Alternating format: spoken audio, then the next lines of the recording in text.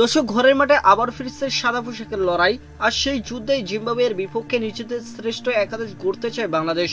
এবারে স্কোয়াডে আছে বড় চমক। তাসকিন আহমেদ ইনজুরিতে ছিটকে পড়ায় জায়গা করে নিয়েছেন তরুণ তানজিম হাসান সাকিব। উইকেটের পেছনে লিটন কুমার দাস বাদ, সুযোগ জাকের আলীর। এনে দেখছে আজকের ভিডিও বিস্তারিত জানতে ভিডিওটি সম্পূর্ণ দেখার অনুরোধ রইল। দর্শক, ঘরের মাঠে বাংলাদেশ কতটা প্রস্তুত সেই সময়টাই এসে গিয়েছে। আর কদিন পরেই জিম্বাবুয়ের বিপক্ষে মাঠে নামবে টাইগার বাহিনী। আর চোট কাটিয়ে ফিরেছেন অভিজ্ঞ ক্রিকেটার মুশফিকুর রহিম। আর এরই মধ্যে দিয়ে আইসিসি র্যাঙ্কিংয়ে উপরে ওঠার রয়েছে বড় সুযোগ টাইগার শিবিরের। তবে জিম্বাবুয়ের বিপক্ষে জিততে যে শক্তিশালী একাদশ নিয়ে মাঠে নামতে হবে বাংলাদেশকে, সেটার বলার অপেক্ষা রাখে না। দর্শক, ওপেনিংয়ে আসতে বড় চমক। চলুন দেখে নেওয়া যাক প্রথম ম্যাচে বাংলাদেশের একাদশ কেমন হতে পারে। মিডল অর্ডারে রয়েছে মুমিনুল হক, এছাড়াও পেসার হিসেবে রয়েছেন যাদের নিয়ে একাদশে আসতে পারে বড় সড় চমক। দর্শক, মৌসুমের শুরুটা জয় দিয়ে রাঙ্গাতে চাইবে বিসিবি। আসন্ন সিরিজকে সামনে রেখে কিছুদিন আগেই 15 সদস্যের স্কোয়াড ঘোষণা করেছিল বিসিবি, যেখানে রাখা হয়েছে একাধিক চমক।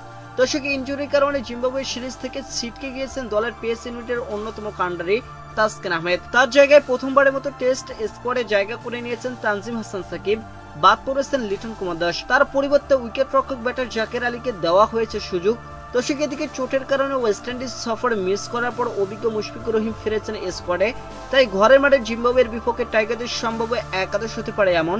ওপেনিংয়ে দেখা যেতে পারে সিলেটের হয়ে বিপিএল এ দুর্দান্ত পারফরমেন্স করা জাকির হাসানকে। তার সঙ্গী হিসেবে দেখা যাবে ওপেনার সাদমান ইসলামকে। এখন পর্যন্ত টেস্ট ক্যারিয়ারে রয়েছে 5টি অর্ধশতক ও 1টি সেঞ্চুরি।